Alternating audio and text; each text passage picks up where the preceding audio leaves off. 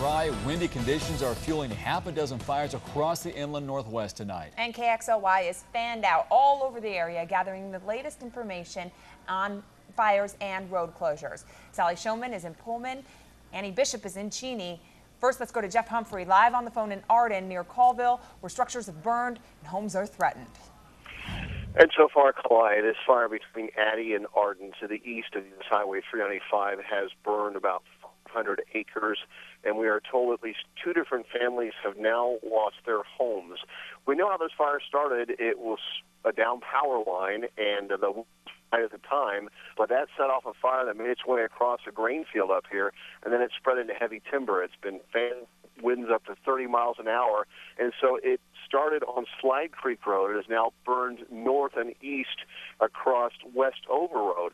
Westover Road was under fire so quickly that the people living there are not being allowed to go in and evacuate their homes. The road is choked with fire equipment. People on Slide Creek Road are being allowed in at their own risk to evacuations. And we've seen a lot of people clearing out their stuff. This fire is burning uphill with the wind. It is now in heavy timber. The fire chief says he has enough structure protection rigs to protect the homes that are in the immediate front of this fire, but he says there are about another 115 in the fire's path, and he'd really like resources. Those, fortunately, he's getting some great response from DNR. We got 2 water-dropping helicopters here pulling water out of the Colville River, and we just saw our first big propeller engine tanker arrive on the scene. So they're trying to get to the front of the fire with their water-dropping equipment, stop to advance, then come back through and mop up. Many people have been evacuated, and that's why the Red Cross has now set up an evacuation shelter in Colville High School. It opened up about a half hour ago. That's where families are being told to go, but they're also being asked right now to bring their own clothing and their bed. All right, Jeff. Let's go to Chief Meteorologist now, Kris Crocker, with the latest on the weather conditions. Well, the fire weather conditions will be at critical levels for at least the next 2 to 3 hours. One of the biggest concerns, gusty winds. This is a look at sustained winds currently across the region. Out of the southwest at 28 miles per hour in Spokane, 24-mile-per-hour winds in Lewiston and Deer Park. But we are seeing gusts in the 30 to 40-mile-per-hour range, and in spots even higher wind gusts. The strongest winds from Spokane south through the Washington Palouse and through the Columbia Basin. These winds will gradually die down later this evening, but again remain at critical levels for at least the next 2 hours. Our temperatures right now running above average. We're at 84 in Spokane, 82 degrees in Coeur d'Alene. Very warm, dry conditions. Another thing putting our fire levels at very critical levels. We do have some cooler air that is pushing its way in, not very subtly, and that's what's picking up our winds across the region. We have some advisories in effect until 9 o'clock tonight. A blowing dust advisory. Visibility is down around Ritzville. Just got a report of visibility less than a half mile all along 395 and I-90.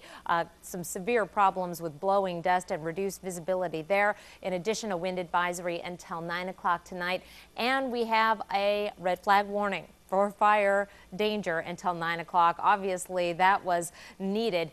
We still have the potential for additional fire development as we're seeing some isolated thunderstorms popping up in extreme north Idaho, down through the LC Valley and in the central panhandle as our cold front pushes to the east. A much calmer and cooler day in your HD day planner for tomorrow. Mostly sunny skies, 48 degrees to start the day, a high tomorrow of 68. Feeling like fall. I'll be back with your 7-day forecast in just a few minutes. Kalai? Kris, thanks. You're looking now at a fire burning near Pullman. So far, it's burned hundreds of acres of wheat. And at one point, Highway 195 was shut down in both directions. KXLY4's Sally Showman joins us now live near Pullman. Sally, are any homes threatened? Kalai, it looks like it's pretty well under control as we speak right now. As you mentioned, 195 was closed for 2 hours this afternoon.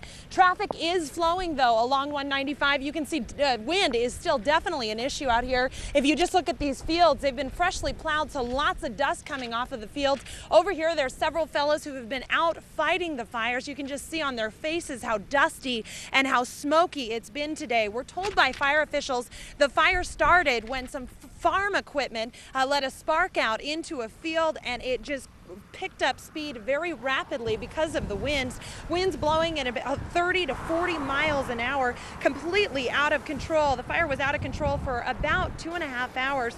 Started at 1 o'clock. It wasn't until 4:30 that Highway 195 reopened, but for a while, as you mentioned, it was closed from the top of the Lewiston Hill to Pullman. Fire crews tell me they saved 3 homes in their effort here today. George Ball lives in the path of the fire and came home after he got several panicked calls from neighbors. I'm used to a lot of wind because you live out here, you get lots of wind. But I've not seen fuel and wind like we've got today since I've been here.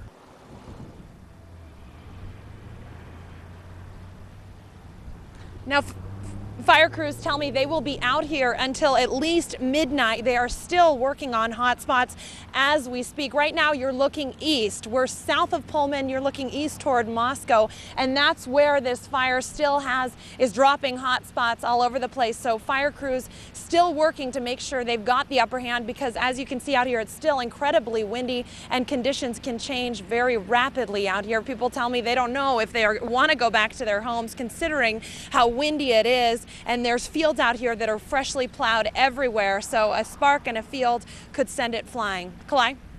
Sally, you showed us some of the men who were working on those fires. Do we have average Joe citizens out there helping these fire crews? We do. It's quite the community out here. The homes are all pretty far apart, but neighbors were calling neighbors at work, making sure that they got home, and friends coming out, people taking their tractors out in the fields to try and help till the land and get ahead of this fire and make sure it doesn't spread any further. So yeah, lots of neighbors helping out, lots of friends, and then of course several fire districts and Pullman Fire Department helping today. Okay, Sally, thank you. KXLY 4's Annie Bishop is live on the phone in Cheney, where a huge fire burned several hundred acres near Plaza, and now a second smaller fire is sparked up near Eastern Washington University. Annie. And Kalai, we're actually getting ready to report on that story that you were talking about in Plaza, the Cheney Plaza area, when we looked over the water tower and saw this huge plume of thick black smoke. I peeked over the hill, and sure enough, another fire had started, and that's where we are now. We're off Salnave Road, just outside of Cheney. The wind is shifting directions, and the police department has moved the roadblock to further down Salnave, about 2 miles, so no one is allowed to be driving on this road except for firefighters and law enforcement personnel. No word yet on how big this fire, but this fire is, how many acres it's burned, but I can tell you from here, it looks fairly big in size. The plume of smoke is incredibly thick. Just to give you an idea, we're just a couple hundred yards away on the backside of the Eastern Water Tower, if you can picture it. And from here, I cannot see the water tower. I can't see any sign of the university. It's completely covered in this thick, dark smoke. And like I said, the wind is shifting directions, heading it right over. The smoke, however, is heading right towards the Cheney direction. It has not, from what we can tell here, jumped the Salnave Road. It appears to be a field a couple of hundred acres away, but enough to create a lot of smoke. Klein? All right, Annie, thank you. The Washington State Patrol has shut down Highway 2 about a mile west of Davenport due to blowing dust and smoke there. Wind caused this storm on Highway 395 just south of Ritzville. A driver snapped this photo on his way back to Spokane this afternoon. You can see very poor visibility in this picture. To track the weather and these fires, log on to KXOY.com.